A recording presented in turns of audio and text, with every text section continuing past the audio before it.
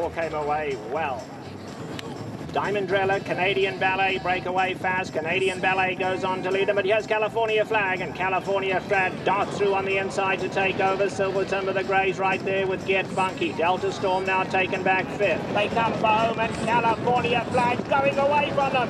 California Flag opens up. Can he keep going now? Delta Storm coming home gamely. Cannonball down the center of the track. Gotta have her running late, but it's all California Flag. California Flag, Joe Talamo in the ride of his life, in the race of his life. California Flag has won it. Rolling on that highway, wow! Come on, move it on. And they're off in the Wood Memorial. Oh, I Want Revenge.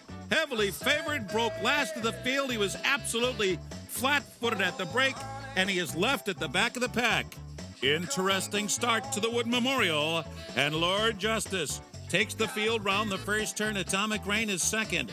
Imperial Council much closer to the pace today. Third on the outside, Just a Coincidence is now fourth. Westside Bernie runs in fifth. At the inside, Longshot Cellar Dweller in sixth position. And then it's Lime Ricky, and last of them all, Joe Talamo is relatively unhurried with I Want Revenge after that disastrous beginning.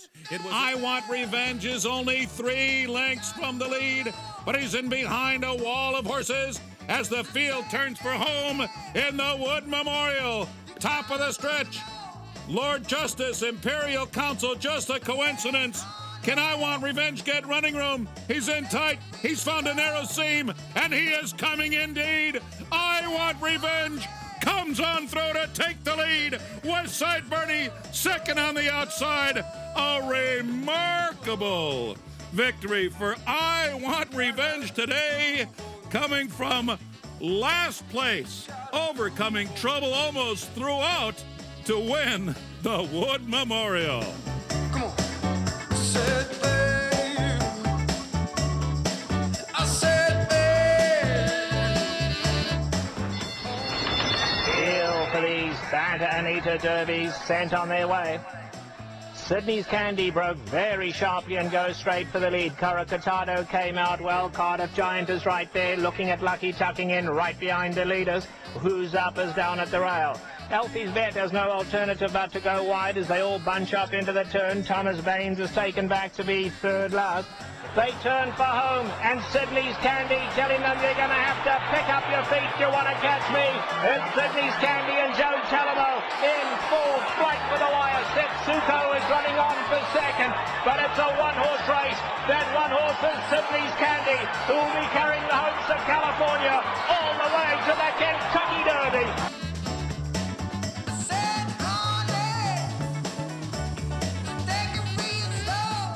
Rizzy's Honours chiming in for Talamo. Wins in Fashion as a close fourth as they come toward the 8th pole, where Rizzy's Honours moves up and joins and shades Fracas. Rattle on the inside as third. Wins in Fashion fourth, but Rizzy's Honours skips nicely clear. It's a milestone moment as Rizzy's Honours gives Joe Talamo his 2000th career victory. Rizzy's Honours by more than 3 lengths from Fracas and Rattle. Fourth between Wonesi and Wins in Fashion.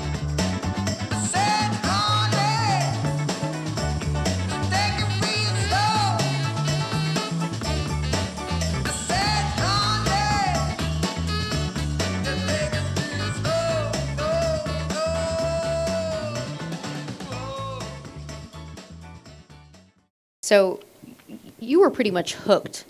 Did you just want to be like your dad and just be around the horses? Yeah, we always had horses in our backyard ever since I can remember. They're just quarter horses. So I grew up riding like barrel racing and stuff like that. And then when I was I think about 6 or 7, I went to the races for the first time with my dad. And for Connie Tasistro, he was always an assistant trainer for him. And then on the other side was Dallas Stewart. So I grew up on, talk about child labor laws. He owes me, I always joke about him. He owes me $200 or $300 from hot walking. But I remember when I got there, I used to love Corvettes. That was my favorite car as a little kid. And he was driving one, and I walked out. I said, "Man, are you a jockey?" I said, "My dad always said that jockeys drive really cool cars like that. He's like, "Who are you?" And I told him who I was. And he's like, "No," but he said, "If you become a jockey, you could get one." So I never did get that Corvette though, but he drove it. But really, ever since then, I just kept going out on the weekends and would rake the shed row, walk horses, clean stalls. Basically worked really from the bottom up. And that's how a lot of people on the racetrack do get their starts. Tell me about the bush track. Is it Doosan, Louisiana? Mm-hmm. Now, a lot of Louisiana horsemen kind of do get their start at a bush track. So explain to people who don't know what a bush track is. Yeah, a bush track is basically a unrecognized racetrack that has races, but they pretty much gamble amongst themselves. You've heard stories back in the day. They've had chickens, monkeys, and everything else on the back of another horse racing a jockey. I did not race against any of them, but it was quite entertaining. There was the most they would have is like 4 or 5 horse fields, but it was pretty cool. I remember it was myself, Cody Mesh, Randall Toops, and David Bork. And we were all, I think, 12, 13, 14. Oh my gosh. And we all started at the same time, Wow. like 2 years after that. So that was pretty cool. But there have been some very prominent jockeys come from the bush tracks. I mean, we're talking Kent DeSormo, Cecil Burrell, or Calvin Burrell, and they start, like Joe just said, extremely young. And I think Calvin Burrell told a story about Cecil literally like tying him into the saddle and just kicking the horse in the rear end. Yeah, and that's what's so unique. I didn't really ride that many. I'd say 10 to 15 races, something like that, because they didn't really have that many races as they did, back in the 70s, 80s, and 90s. But I mean, some of those guys, like I know Calvin Burrell, Randy Romero, or Eddie Delahousie, they rode and. They rode in over 1,000 match races before they even rode. Wow. So when they were an apprentice rider at 16, 17, I mean, they were almost like a 5-year journeyman, from riding that many races before. And I think that's why so many Cajun riders from back in the day were so good starting off, just because they had that early experience. So how long did you exercise horses before you took out your apprentice license? I started, I think when I was like 10 or 11, and a guy by the name of Zeke Zarang, and he still has horses at the Fairgrounds, and that was some of the best times of my life. He had a 50-acre farm about 3 or 4 blocks from where my parents lived. We moved from Marrero, Louisiana, to Wagman, which is about 20 miles outside of New Orleans. And I started, again, doing really everything now. I broke horses in the summertime. Those same horses I would break, I would exercise them and work them on his half-mile track. And then in the afternoon, he had all kind of equipment, backhoes and everything. So I could pretty much be a construction worker if I wanted to. But it was fun. And then baling hay. I mean, we pretty much did everything there. Again, child labor laws. Oh, and it was $1.50 an hour. So I'm kidding. It wasn't much. But honestly, I would have paid that just to do it. It was that much fun. So you debuted as an apprentice jockey at Louisiana Downs in June of 2006. What do you remember about your first mount? I remember the absolute first horse I rode. It was for H.B. Johnson. I was number 6 out of 6. He had a run-out blinker on with a heart and bit. I didn't even know what a run-out blinker was. And he said, "Just hold on, son. He'll take you around there." Well, he did. I was about 7 wide the whole way. He was kidding out. He went off as the favorite. He did. Do you remember the horse's name? I don't. Black Hills Bandit. Okay. I could have said Secretariat. Okay. Yeah, but I looked up the was- chart. He went off as the favorite. He did, yeah. But I remember, I'm like, man, I didn't think this race was gonna go like this, and it took me quite a while to win my first race. I think it was 20 something mounts it took, and actually my first win. I remember this. It was well heaven's sake for Connie Tesistra, which is pretty special because That is. I pretty much learned everything under his watch. So that was pretty cool. Well, fast forward, and Joe actually became the very first apprentice to win the riding title at the Fairgrounds. Well, that has to be extra special to win it at home. Oh, I mean that was that's still the accomplished wise. That's pretty dear to my heart. Just being there, at 6, 7 years old, and basically all those guys I watched when I was a kid. Robbie Alvarado, Corey Landry, all those guys. I still have goggles and whips that they used to give me. So that was, and I was their biggest fans growing up. So that was pretty cool just to ride with them. That was pretty awesome. Now, a big decision was made shortly thereafter to leave the comforts of home and venture outside the state of Louisiana. That was a big decision, especially at such a young age. That had to be a little bit of scariness and also exciting at the same time. How was that decision made? It was actually Bobby Frankel had a string of horses at the Fairgrounds, and I was very fortunate to ride quite a bit for him there. And they were all pretty much hang-me-ons. You could have just sat on them, and they all won, which is pretty fun. And he wanted me right after the Fairgrounds to go to Santa Anita for the weekend because a lot of jockeys were in Dubai at the time just to try it out. And I went there, and it was incredible. It was a little bit warmer than now. It was but gorgeous, absolutely gorgeous.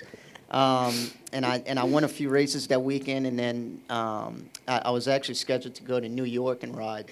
So I flew from there, went to Aqueduct. There was 34 in sleet. And I rode there for a week, and I'm like, man, let's go back to California, and that's really what transpired after that. Well, he took a little bit of home with him, and his agent was Ronnie Ebanks, better known as the Love Man to those in industry circles. He was second leading rider at the spring summer meet at Hollywood Park in 2007. So needless to say, you settled in very nicely, and you had a serious year in 2007. Who there in that jocks room, because that was really a who's who during that time, who was it out there that kind of took you under their wing? I was very fortunate. Mike Smith early on, and the late Garrett Gomez. We were like really, really good friends. We would always play golf together and stuff. And he was one thing I loved about Garrett. He was black and white as far as if he liked you, he liked you, and if he didn't, he would tell you. There was no gray areas with him. And he was one of those guys that would, I would always respect his critiques in a good way. I would sometimes win a race. And he would tell me how bad it was, you know what I mean? Not in a good way, you know what I mean? You could do this better. And honestly, I'm glad that every time a guy wins a race, you're high five and this and that, but you can always do something a little better to where a race where you might run second or third, it would help you progress. So I was actually very fortunate for that he would do stuff like that, and that really helped me out early on in my career. Well, that meet typically starts in late April. Joe won his first graded stakes on May 13th. It was a grade 3 aboard Ashley's Kitty at 17-1 for trainer Ted West, but had a really good day on July 7th. Do you remember what happened on July 7th? 7-7, yeah, it was my first grade 1, and then actually 2 grade 1s that day. He won 2 grade 1s, his first, on the same day. That was a very good day. That was pretty cool. Now, in 2007, he was voted as the Eclipse Award Apprentice Jockey. That had to be a very big honor for you, as that is voted among your peers. Yeah, absolutely, and just especially that whole year was just like a fairy tale. You know what I mean? You work so hard all year, and you don't really think about what you've accomplished because you're just so dead focused on trying to win and get that next big horse. So that was pretty cool. Now, fast forward to 2009, you saw the Wood Memorial. To think how young you were and to have that kind of a patient ride to break horribly out of the gate, come from off the pace, be stuck behind horses, and have that very dramatic move in late stretch. And I still have to remind myself how young you were riding in a very experienced group of jockeys in that particular race. Just is so impressive. And you went on to have the mount in the Kentucky Derby for trainer Jeff Mullins. And if a lot of you don't remember, he was the favorite going into the Kentucky Derby and unfortunately was scratched the morning of the race. What kind of emotions did you go through? I mean, just the anticipation of having your first mount in the Kentucky Derby and then to have it taken away. Yeah, that was a pretty roller coaster ride there. I mean, that horse, I think if he would have stayed sound, he would have been a really, really good horse and even a better older horse because it seemed every race he was getting better and better. And I think Derby week, he was in absolute peak form. And it was crazy. It was such a whirlwind. You know, that's kind of how his game is. You get on highs and lows so much. But that was definitely one of the biggest highs and lows there, just because he was training so good. I don't think anybody anticipated that he would have scratched that morning, myself included, because I worked him out I think 4 or 5 days before the race, and he couldn't have been training any better. And for that to happen, that not only for myself, but for Jeff Mullins and all the owners there, that was pretty devastating. But he did get a little bit of a silver lining in that Breeders' Cup season. Now, he wasn't the youngest to win a Breeders' Cup race that fall, but he scored a very impressive victory in the Breeders' Cup Turf Sprint on California Flag for Brian Coroner, 19 years old to score. And it ironically wasn't graded then, but now, all those Breeders' Cups are graded very impressive on California Flag. That had to be nice to do it in your second home. Yeah, absolutely. That was a lot of fun. I still get goosebumps when I watch that replay. He was such a fast horse and could carry his speed too. That 6.5. He was pretty deadly there. Talk to me about the downhill turf course at Santa Anita. It's very different, kind of European style. You cross over the main, kind of take that turn. A lot of horses, sometimes will jump when they transition over. When you rode that course for the first time, what was kind of your thoughts? Because some horses take to it, some horses don't. Yeah, I mean, some absolutely love it and some absolutely hate it. But that was actually one of my favorite races to ride, was down the hill, because you can, in my opinion, you could be the 4th or 5th best horse in a race and still win, just getting the right trip going through that dirt. Because a lot of horses, when they get to the dirt, they would step out. So if you could sit right behind them and kind of lean in, you could always kind of get through 9 times out of 10. But I mean, there's a couple times you wouldn't. But that was always fun, and it was almost like a rider's race sometimes, and just for that aspect, especially if there was somebody that like an apprentice rider that never really have ridden it that many times. He took advantage of the young ones. That was fun, because I mean, you knew when they hit the dirt they were going straight out, and you would always go on. That was you'd always lick your lips when that situation would come up. Now, Joe was a TV star himself, as he was one of the jockeys featured on Animal Planet's 2009 reality documentary series. I don't know if any of you remember that. It followed his career and also the beginning of his relationship with his now wife, Elizabeth, who is the daughter of trainer Ron Ellis. What was it like having cameras follow you around, and how realistic was it from what the viewer saw to what you actually lived? I didn't really like it too much, to be honest with you. I mean, not that I don't love interviews and stuff like that, but we're not going to follow you home. No, I know. Thank you. No, it was it was great in the aspect where I think it really gave diehard fans a real good inside look into our lives and stuff, what we do, not only on the track but off the track. And then I think it brought a lot of new fans into it, because I mean, all they see is, horse racing, jockeys, trainers. They don't really know what goes into it, all the dedication that we have for all the horses and stuff like that. As far as realistic, it was definitely a reality show in the fact where a lot of it was scripted, for better or worse. But nonetheless, I mean, it was a fun time. We had a great time doing that. So now, what kind of reception did you get from your family and friends? I mean, it was all good. I think they made me out to be a little bit more. I'm a very jokester-like person. I think they kind of wanted me to seem like this young, cocky kid, which I mean that was fine with me for at the time, I didn't know the difference. I was always just very sarcastic, happy-go-lucky, and I think they kind of made that into a little more than what it was. But again, we had a lot of fun doing it, and just the fact that it, brought more fans into the game, I was happy we did it. Well, after winning the Santa Anita Derby in 2010 aboard Sydney's Candy, which we showed, he did get a chance to compete in the Kentucky Derby, finishing 17th. That year, you were on the track with a 9-1 shot. Now, it's got to be an amazing experience to be on the actual racetrack for that Run for the Roses.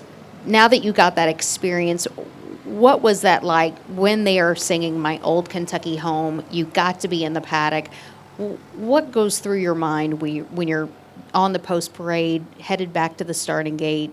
You finally got to experience it. Yeah, it was unbelievable. I mean, it would be like, being a player in the Super Bowl, standing there when they sing the national anthem. I mean, there's so many things going through your body, but it was a lot of fun. But it was funny at the same time when you're going to the starting gate. It almost, in a good way, it almost feels like it's another race, to where it's like, I thought I was going to be real nervous and uptight, but it's like, man, it's any other race. You know what I mean? Just go out there, do what you got to do. And I've always heard other guys saying that, and it's like, man, there's no way. But sure enough, but that was a lot of fun. But Sydney's Candy was a horse. He pretty much needed to be on the lead on his own. And when I think it was Martin Garcia on a Baffert horse, I forget his name, when he was in front, I'm like, man, I don't know about today, but that was a lot of fun. Okay, I'm going to ask your opinion. What's your opinion on this past year's disqualification? Ooh, that's tough. I mean, he did come out nonetheless, but that's I don't know. I'm no steward. It's hard to answer that. I know one thing, that I wouldn't trade anything to be in that situation. That's I mean, you talk about a high and a low. That's even worse than getting scratched the morning of. You know what I mean? 'Cause yeah. You felt that feeling of winning. Yeah. And then to get it taken away, that's I don't know if there's anything worse than that, feeling wise. Now, he did, on a brighter note, he married his sweetheart, Elizabeth Ellis, as I mentioned, the daughter of Ron Ellis, in 2015. They have two gorgeous sons, Vincent, 3, and Dominic, 1.5. How has being a dad changed you out on the track, if at all? They're pretty expensive, so I have to work hard, so that's helped.